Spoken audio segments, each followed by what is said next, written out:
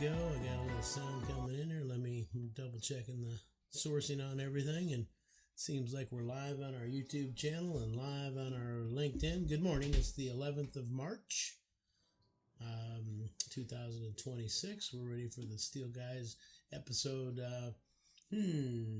something. Season 5, episode something. I forget exactly where we're at in the episode. We should probably label that. I label it with the date, not the episode labeling. And yes, we are live on the LinkedIn as well. All right, and we are watching our chat out there. So anybody who's online on either the YouTube or the LinkedIn platforms, we're monitoring the comments and love to hear your feedback and or questions and or discussion. Any of those, we're here. So let me bring in the other Steel guy, Scott Glenn here. Hello, Scott. Good. Hello there, Jim. How are you? Dang tootin' fine. Yeah, as we say down here in Texas. Yeah. Ready to welcome go. Everybody. Yeah. Welcome to the podcast where we're trying to facilitate a conversation. So lots of stuff going on in the world these days. Yeah, and as it relates to the metals industry, we'll try to keep it to that. We're not here to talk about geopolitical events unless it's affecting the supply chain of metals in some way, shape, or form.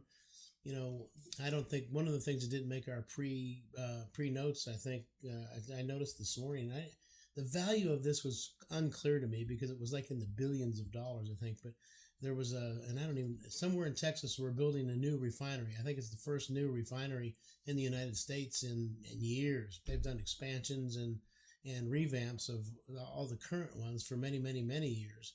But that's the first new refinery we've built in the United States in many years. And it's a multi-billion-dollar project as well. So that's always good, I know, for our piping people, the industrial distributors out there. Where's that being built, Jim? Do you know? That's what I'm saying. I didn't look at it. It's in Texas. I do. And I'm assuming over the port, along the Gulf Coast somewhere, wherever that might be from Corpus Christi. They've done all that infrastructure updates in Corpus Christi over the past many years. And, the Baton Rouge over there, the Port Arthur, Beaumont area there certainly has a lot of refiners and capacity, and anywhere between that Corpus Christi and the border there somewhere. Yeah.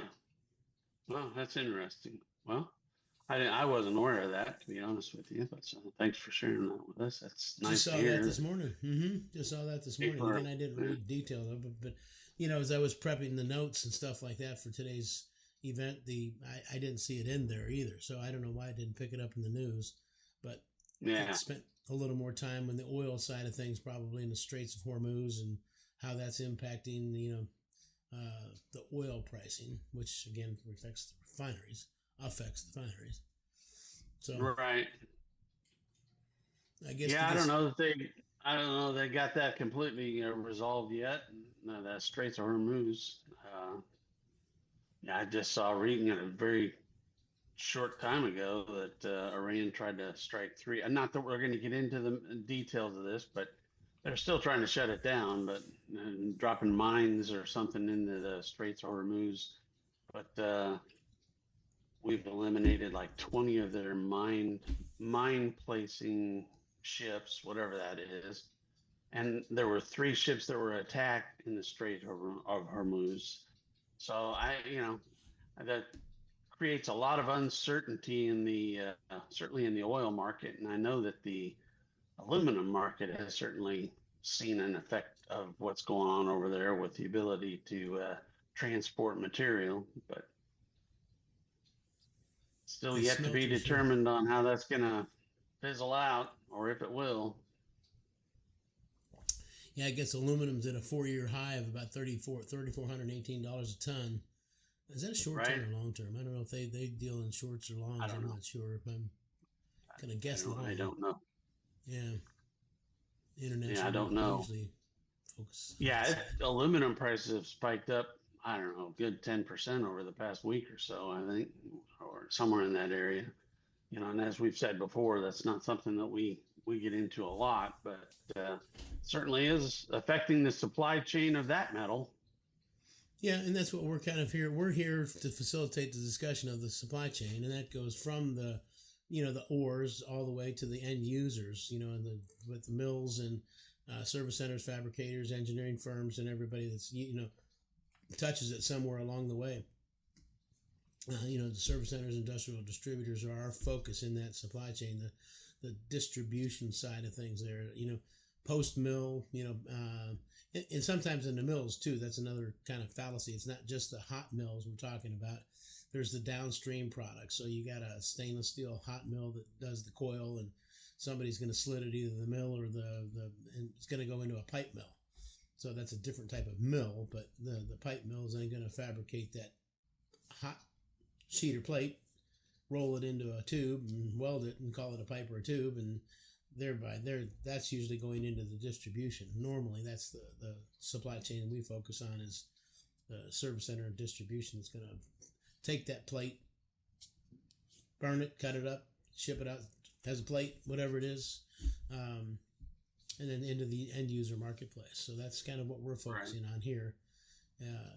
Our focus over since 1981 has been the industrial distribution / service center sector, of the supply chain of metals. So, but again, when we're talking about mills, we're familiar with mills because that's our focus has been to sell for a mill to a service center, and a lot of our service centers need to have approvals in their, the product that they're stocking might need an approval. So we as sales reps or mill representatives would go into a end user and help get the product approved for the distributor to be able to sell it to them. So our support is at the distribution level, but we've seen everything from the mill side of things all the way down through the end user side of things. Not so much the ore, the mills we never participated much in the ores getting into the mills, but we have seen situations where force majeure and certain elements that go into a mill have caused, constraints, price increases, those kind of things. So we have to watch that as well. So that's why we're here, to facilitate a conversation from the mining of the ores down through the consumption of the product, because obviously the end user becomes very important, because if they're not buying anything or making anything, then the mills and service centers aren't supplying them anything. So, again, we're here today. There's a lot of factors that go into all those different levels of the supply chain. That's for sure. But as you've stated, our main focus has always been on the distribution side, so, and the mill side. I mean, because we certainly have to know the mills that we're working with. So we try and keep tabs on that. But like you said, we're here to facilitate a conversation, talk with everybody from top to bottom to see how things are going out there.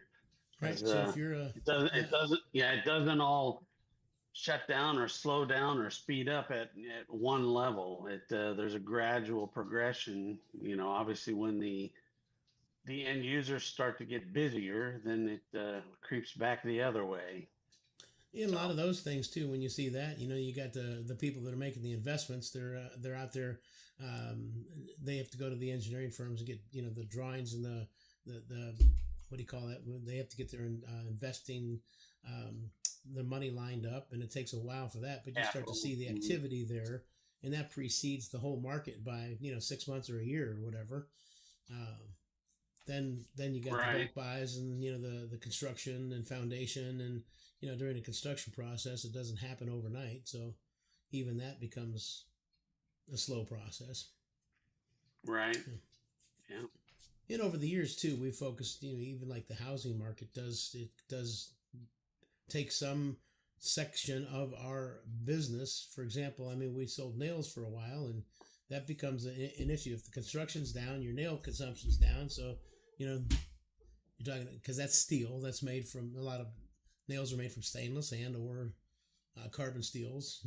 I don't know how many alloys, screws, and nuts and bolts and stuff that go into housing, as your construction. not just That's construction. got a little side note to that is that I'm always amazed over the years, and you mentioned nails. I was flabbergasted on the amount of nails that are purchased that come into this country. I mean, just container. You think, well, yeah, everything's already built. I mean, why do you need the millions of pounds of nails to come in here? But anyway, I kind of digress a little bit there, but that was Yeah, an even if you interesting, build a million houses a year in the United States, they think that's kind of the number I've always shot at. Plus or minus, it's whether you're growing or contracting. It's still because you got the population growth that's always buying new houses. So as people are going through that, that's you're building, and you think, okay, well, you're building a whole million, but then you got all the remodels and I got all the additions and you got all the things that go on top of that new housing construction of a million units, plus office space. Now you got to have office space for people, so you're doing construction on new office buildings as well, retail outlets, blah blah blah. But that's all focused, kind of starting with the how's your population growth, right? How's And the economy? even the building of pallets. I mean, that's a huge market for the nail industry. Is the building of pallets. They just keep building pallets and use nails to put those together. Anyway, we're kind of sidelined there. Sorry about that, but Well, again, the whole purpose of so that was discuss anybody out there. If you're out there and you're rewatching this or whatever, and you are part of that market. That's the concept we have for what we're doing here is the Steel Guys is a conversation starter. It's a place where we try to facilitate the conversation with the news of the week and the markets and the conditions of the markets and get people to talk about it. I mean, one of the things I didn't even mention there was you have in all that you've got freight that moves all that stuff around from the all the forwarders and freight forwarders. There's a lot of those guys out there, the importers and exporters and brokers that have that market, and again, the Straits of Hormuz shutting that down affects all of those people. What was it sure. like a year ago? What did we have? Like our bar mills out of India or whatever. All of a sudden, when they were shut down through the Gulf there, everything had to go around the south part, and it added 2 to 3 weeks, and the costs increased $2,000 or $3,000, $4,000 a container. Yeah, it added about 2 weeks of delivery because it had to go down the what do they call that? The bottom Cape. part of Africa there, the Cape. Cape down there of Africa, and then come back around. It added 2 weeks plus a 2,000, lot of money. 3,000. Mm-hmm. Yeah. Was that when the I don't Houthis know were going after? I don't even know if that's been resolved. We haven't even talked about that for a while. It's just kind of become the new norm, I think. But Yeah, or was that those rebels that were kind of going on and the pirates? And I think we kind of we stomped on that a little bit, I guess. yeah, probably opened it back up. Peace through strength, and now it's kind of working that again.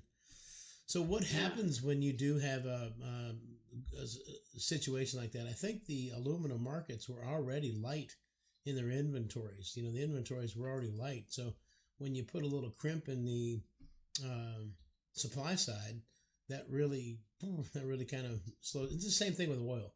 I always think about that. Oil, I think the number, it used to be like 95 million barrels a day, and it's gone up to like 100 million barrels a day that the world uses. So they're trading all these barrels of oil, 100 million barrels a day. God, that's just an astounding number to me. 365 days a year, year after year. How you can't think that just to me, that's almost like a balloon. You got the earth and it seems like it's just like 100 million barrels a day. Like, it's just making that balloon shrink. But we were supposed to have hundreds of years of supply sitting out there somewhere. And okay, well. Yeah, it's mind-boggling. I mean, it's a huge quantity. Yeah, but again, my point to that was 100 million barrels a day, and Iran or whatever does I think 4 million barrels a day in the global market. Who they're supplying and what they're doing. I think it was 4 million last I heard, if I remember correctly, but don't quote me on that. But that's if you cut that off right there anywhere that's 4% of the oil supply. Now you only have 96 million barrels a day, which is going to put a crimp in your supply, which is going to drive your prices up because everybody wants those 4 million that aren't there. Everybody has to bid more for that remaining 96 Right. million barrels. So, Yeah. One of the things I did realize that when the oil shoots up like that too, one of the other things that has an effect on the global economy is that strengthened the U.S. dollar. And what does that do to economies? When you got a strong dollar, you can buy more imported goods with the same dollar. But that's the problem is we don't want, the way the current executive branch is set up. They're wanting more production to be done domestically, not through imports. So a strong dollar, kind of tamps that down a little bit. So those little implications that go through. So let's see some of the discussion questions on the implications of that aluminum market doing. It says aerospace, automotive, packaging, and construction sectors could face supply shortages and higher premiums, which let's watch that over the next, weeks, 2 weeks, months. I don't know how long that will be. Sure. Hopefully that resolves itself quickly, as everybody is hoping. I didn't read much news about that this morning, so I don't know how it happened, what happened yesterday. In regards to what? The war and putting the disruptions in the straits and all that stuff. How I did hear a little bit. I think they elected the son to become the leader, and I read a quick article that he got wounded somewhere. One of the strikes. Yeah, I did see that. Right. Don't know what that means, but yeah, there's a lot of factors that go into a lot of that stuff, and the world is watching, obviously, because I heard also that out of the Strait of Hormuz, China gets like 46% of their oil comes through that strait.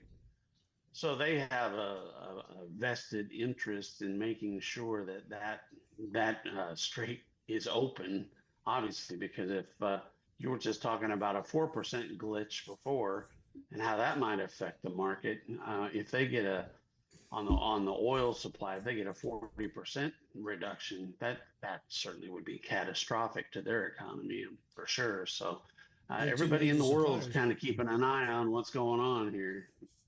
Yeah. Their two major suppliers were Venezuela and Iran. So, we took Venezuela away from them a little while ago. So, that Iran became a much more important supplier, and that's your importance of that again becomes a little more. Now, how does that affect us in the if without energy, you're not making as much steel, you're not making as much stuff, or your costs for your steel go up, and your so I don't know how much energy's over the years it used to be very kind of a labor intensive thing, but it kind of got away from that, and most of it's automated these days. I mean, like we've seen out of some of the mills we've represented, we saw I walked in there and you can see the ladle pouring, you can't see anybody around, and there's a stand about halfway down the mill, which it seems like it's about a mile long as that stuff goes through there, and everything from the ladle is pouring, dropping down and going out and starting to go through the 7 stands as it rolls. There's not a person out there. It's all being done through computerization and 4 guys that are sitting up and even at the other end as it comes off the mill, it's rolled up. That's taken off with automation, and there might be one guy that drives a forklift truck to go set it down in the yard to cool off or something like that. But labor is not a big. Well, yeah, and as we've talked about in past conversations, AI is going to continue to enhance that situation. Take it down to 2 people and get a better job. Mm-hmm. Mm-hmm. Kind of crazy, but there's a lot of change coming up in that area as well. As we watch that and talk about that, and again, that's just one of those topics of discussion. If anybody has any input in that, I would love to hear it out there. I'm curious to hear what the distribution market's doing in terms of AI, because it certainly happened at the mill level and obviously on the production side of things, with robotics and stuff. I know that distribution's got to have they've got their part in that as well, with robotics being implemented into their distribution centers. We know from the past 15, 20 years ago, we know a laser table, burns stuff, and usually They need a person to sit there and load the table and do all that stuff. And 15 years ago, there were systems available that you could bring in your inventory, set it on a rack, and program what parts you want, and it runs all night. It goes and finds the new material, it brings it back to the table, it takes the sheet off, puts it on the plate, takes the parts off, moves the stuff, and you can run it all night with nobody there. That was 20 years ago. Or 15, 20 years ago, whatever that was. I mean, so, gosh, you can't imagine. It just, what's been going on. That's just going to escalate. I mean, between that 15 years ago that you talked about that to what it is today, obviously there's been improvements, and it's kind of going at an exponential rate. A lot of those improvements with AI, So I heard a discussion. I can't remember where it was, and it goes into the same subject, but long story short is robotics.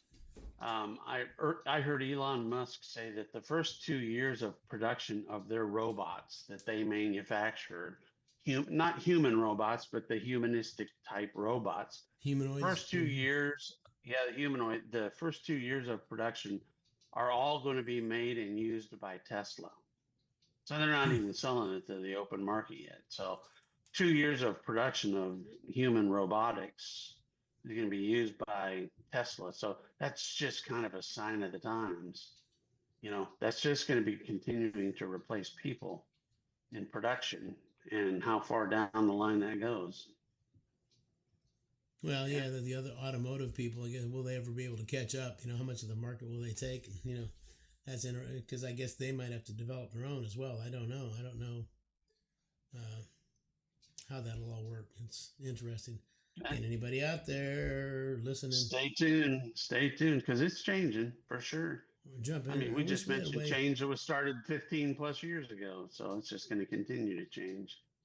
Yeah, I was going to say, I wonder if we can bring in anybody. If somebody had a comment, wanted to open up their camera or their mic, even their microphone, we could add them to the our Zoom call here. And if you have a question or whatever, so if they wanted to not just chat, but, open them up to, I could probably put the link to our Zoom call in the meeting. You could just join with audio and ask the question. If anybody wants to try that, let us know. Let me see here. Well, the problem is if we're live now, but when we get to the recorded part of it, people wouldn't be able to do that. Right.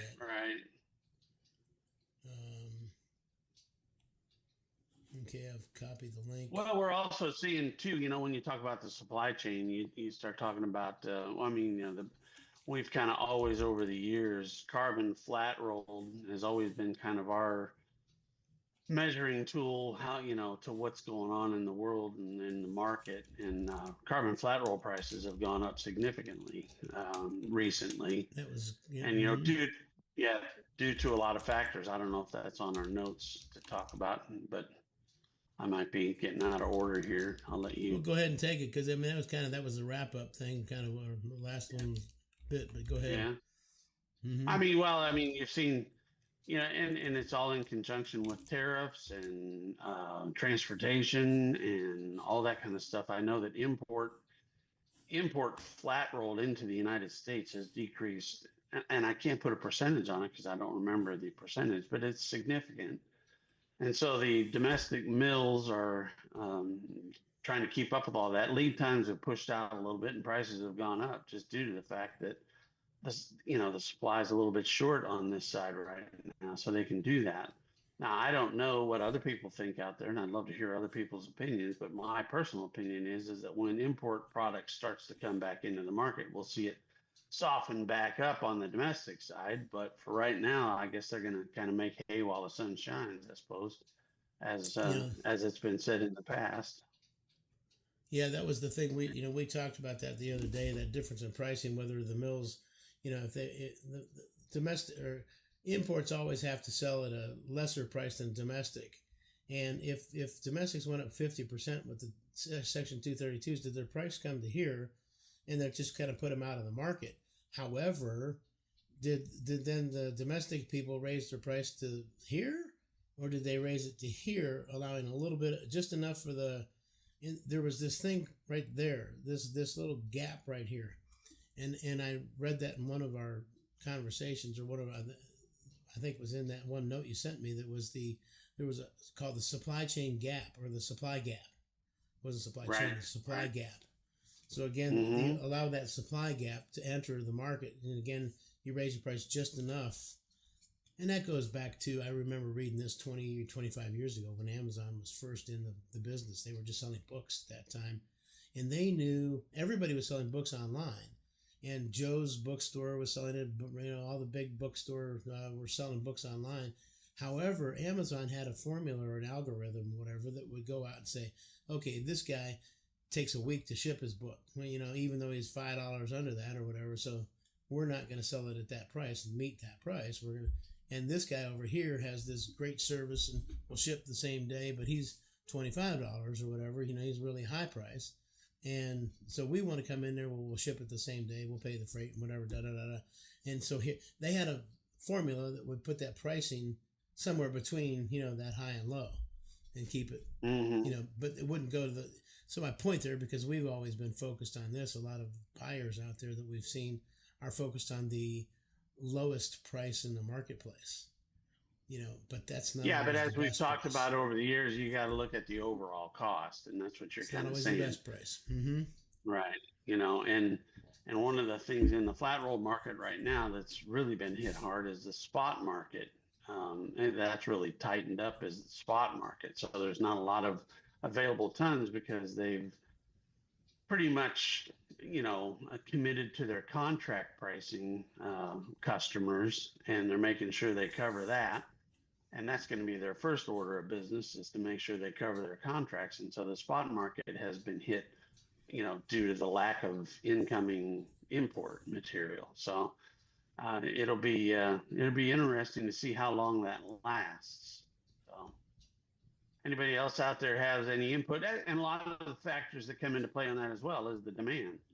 Demand still hasn't reached up to that point where I've heard anybody say that demand is just cranking through the roof. It's been pretty stable, but it's also been, from what I've heard people say, is mediocre. I mean, it's not stellar, but those are some pretty fancy words, aren't they? We have seen some information out there of the 2026 in the industrial, and I said not the PVF side of things, but the industrial distribution side of things. The projects that are out there are pretty strong right now. Again, we've seen that pretty consistent since December. It was really weak, but January, February, and even in March, it's still remaining fairly optimistic and fairly strong for 2026. Right. In the project side of things. So again, that's could be, that's, I don't know what that does. That could have been good for last year as well, but there was half of it were imports. And again, if it's just the same amount as last year, and only a quarter of them were imports, that's a lot more of the market that the domestic mills are, putting through their mills. Right. So, I mean, again, that's for the same capacity, the same volume, but we get more of the market share if it's less imports. And I say we, domestic mills. Right. Domestic. Right. So it makes it a little harder for the imports.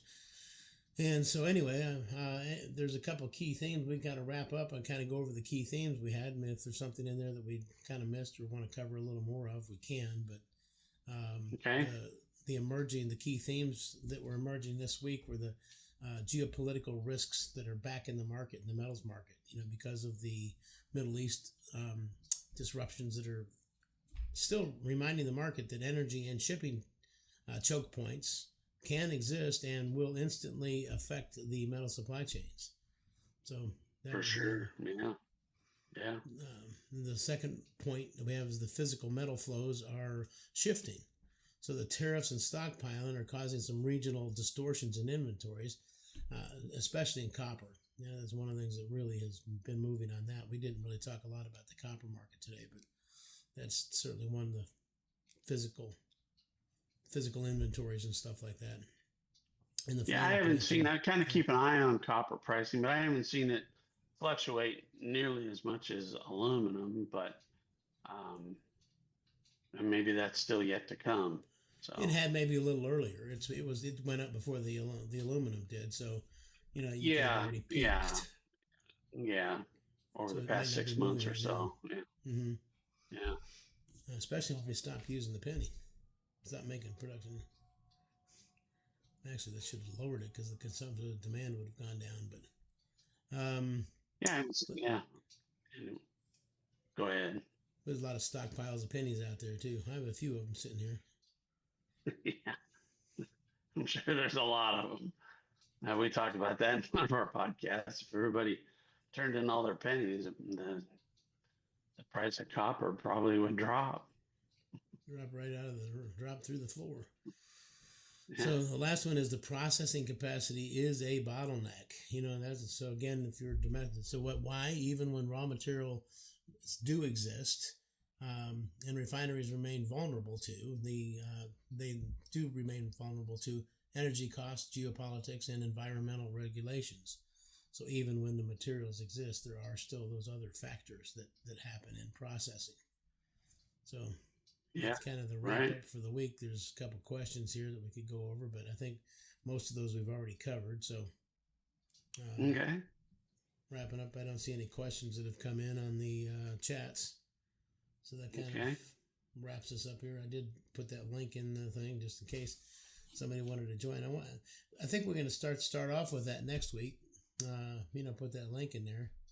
Try that out. So if you see this on a replay or something like that, join us next week. Watch out. It's 10 o'clock on. So if you're on LinkedIn and you go to your notifications, first of all, we send out a post, and if you can register for it, it'll notify you and all that stuff. But I kind of go look at my Jim Glenn events for Jim Glenn III. That's my LinkedIn profile, and you can register for it, and it'll send you the notes. We will also be starting this next week. I think we're going to have an email blast that's going to go out like the day before, 24 hours before, and then an hour before the show. So if you register for the only one-time registration, because we'll do it every time we have an event, we'll notify you that it's coming up, and we'll give you the links to our. Another way to do it is to go to our @The Steel Guys YouTube channel and subscribe to that. Which one subscribe, and you'll be notified of any new events we have there as well if you're subscribed to that. So that's the ways to get hold of us: LinkedIn and YouTube. And if you want to directly contact, And go ahead. Go ahead. I was just gonna throw in there is that if you do subscribe or connect with us on any of those platforms, and you have a desire to talk about something in particular, or would like would like to see us discuss some specific topics of the marketplace, let us know.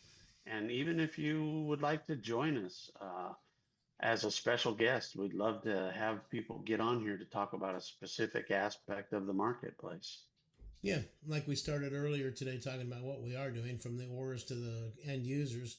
Yeah, if you're an end user and want to kind of talk about, we've seen energy people who are in the energy business. Let's get on here and talk about the energy business specifically, or we can have a special event. We don't have to couple it with our 10 o'clock on Wednesday event. Right. We can put together Sure. a special time and date that works for everybody, and put that together and do it a little differently as well, whereas people can join it on our Zoom or whatever.